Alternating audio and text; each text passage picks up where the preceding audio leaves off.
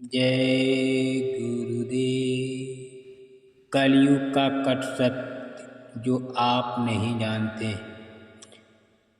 जब पांडवों का अज्ञातवास समाप्त होने में कुछ समय शेष रह गया था, पांचों पांडव एवं द्रौपदी जंगल में छुपने का स्थान ढूंढ रहे थे। उधर शनिदेव की आकाश मंडल से पांडवों पर नजर पड़ी। शनिदेव के मन में विचार आया कि इन सब में बुद्धिमान कौन है, परीक्षा ली जाए। शनिदेव ने एक माया का महल बनाया कई योजन दूरी में। उस महल के 4 कोने थे, पूरब, पश्चिम, उत्तर, दक्षिण। अचानक भीम की नज़र महल पर पड़ी और वो आकर्षित हो गया। भीम युधिष्ठिर से बोला, भैया मुझे महल देखना है। भाई ने कहा, जाओ। भीम महल के द्वार पर पहुंचा। वहां शनिदेव दरबान के रूप में खड़े थे। भीम बोला, मुझे महल देखना है।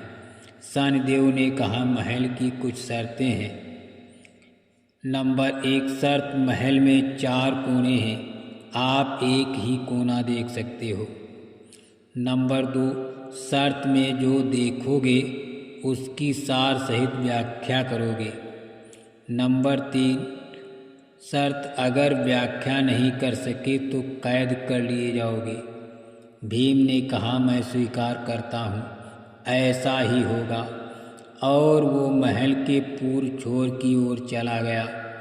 वहाँ जाकर उसने अशुद्ध पशु पक्षी और फूलों एवं फलों से लदे वृक्षों का नज़ारा देखा। आगे जाकर देखा कि 3 कुएं हैं, अगल बगल में छोटे कुएं और बीच में एक बड़ा कुआं। बीच वाला बड़े कुएं में पानी का उफान आता है और दोनों छोटे कुएं पानी को भर देता है। फिर कुछ देर बाद दोनों छोटे कुओं में उफान आता है तो खाली पड़े बड़े कुएं का पानी आधा रह जाता है। इस क्रिया को भीम कई बार देखता है पर समझ नहीं पाता और लौटकर दरबान के पास आता है। दरबान कहता है, क्या देखा आपने?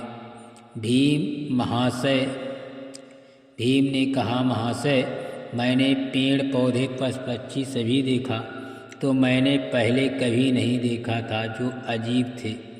एक बात समझ में नहीं आई, छोटे कुएं पानी से भर जाते हैं, बड़ा क्यों नहीं भर पाता, ये समझ में नहीं आया।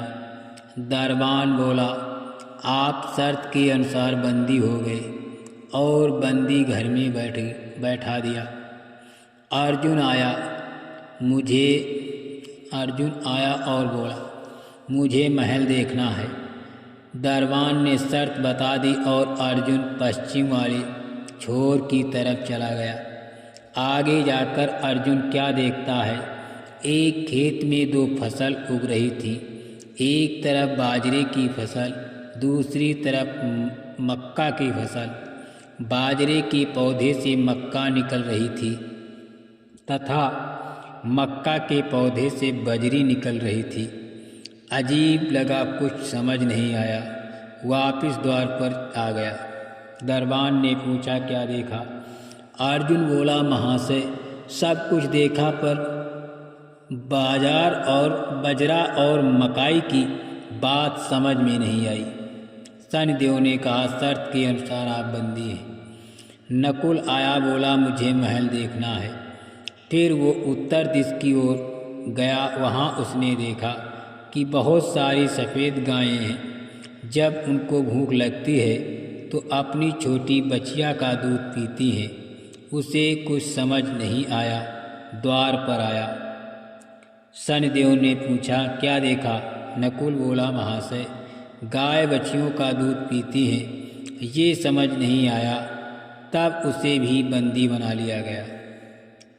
सहदेव आया, बोला, मुझे महल देखना है। और वो दक्षिण दिशा की ओर गया। अंतिम कोना देखने के लिए क्या देखता है, वहाँ पर एक कोने की बड़ी शिला पर एक चांदी के सिक्के पर टिकी हुई डगमग डोले पर गिरे नहीं, छूने पर भी वैसे ही रहती है।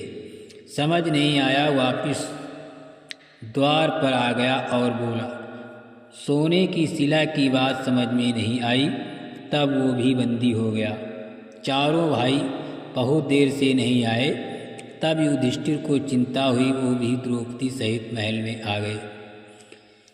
भाइयों के लिए पूछा, तब दरबान ने बताया तो शर्त अनुसार बंदी। युधिष्ठिर बोला, भीम तुमने क्या देखा? भीम ने कुएं के बारे में बताया। तब युधिष्ठिर ने कहा, ये कलयुग में होने वाला, एक बाप दो बेटे का पेट तो भर देगा, परंतु दो बेटे मिलकर एक बाप का पेट नहीं भर पाएंगे। भीम को छोड़ दिया। अर्जुन से पूछा, तुमने क्या देखा? उसने फसल के बारे में बताया। युधिष्ठिर ने कहा, ये भी कलयुग में होने वाला है। वंश परिवर्तन अर्थात ब्राह्मण के घर शूद्र की लड़की और शूद्र के घर बनिए की लड़की ब्याही जाएगी। अर्जुन भी छूट गया। नकुल से पूछा, तुमने क्या देखा? तब उसने गाय का वृत्तांत बताया। तब युधिष्ठिर ने कहा, कलयुग में माताएं अपनी बेटियों के घर में पलेंगी, बेटी का दाना खाएंगी और बेटे सेवा नहीं करेंगे। तब नकुल भी छूट गया। सहदेव से पूछा, तुमने क्या देखा? उसने सोने की शिला का वृत्तांत बताया। तब युधिष्ठिर बोले, कलयुग में पाप धर्म को दबाता रहेगा, परंतु धर्म फिर भी जिंदा रहेगा, खत्म नहीं होगा। आज के कलयुग में ये सारी बातें सच साबित हो रही हैं। जय गुरुदेव।